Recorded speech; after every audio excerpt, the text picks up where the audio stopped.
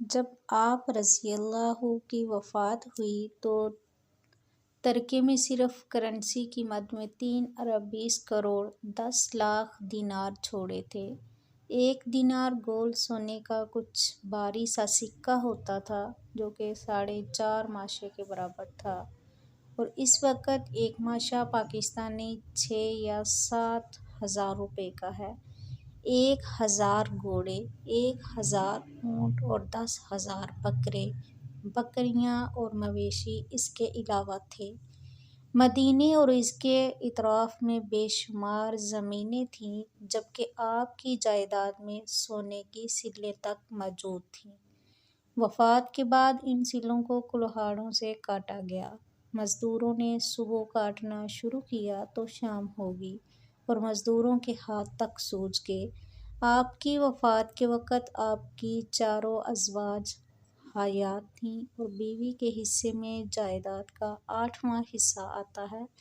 آپ کی ایک ایک بیوی کے حصے میں کرنسی کی صورت میں 4 لاکھ دینار یعنی 40 ملین درہم آئے۔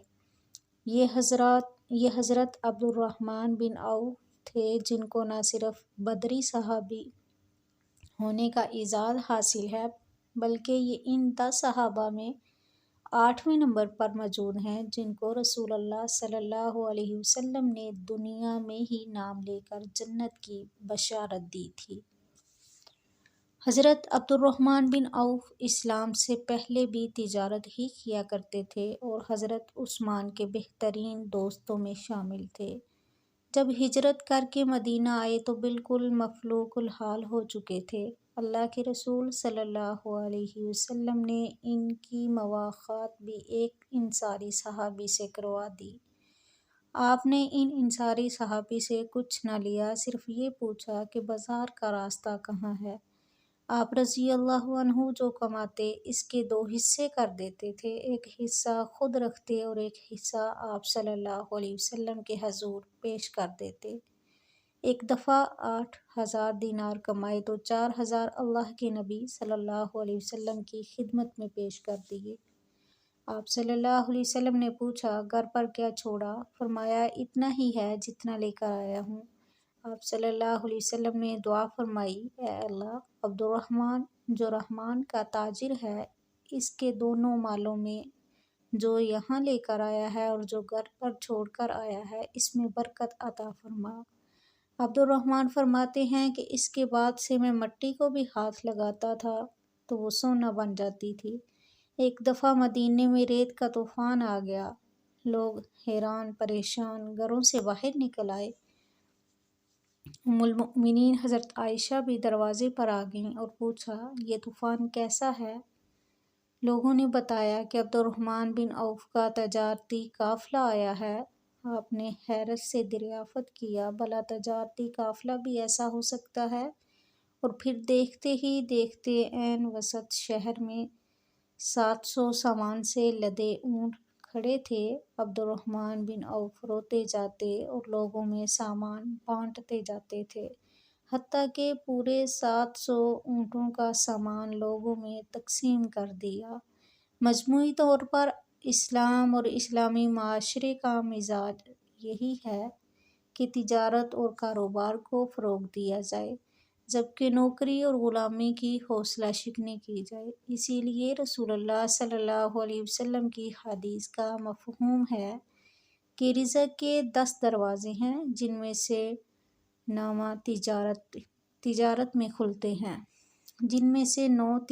میں کھلتے ہیں اور باقی ایک میں دوسرے تمام شامل ہیں۔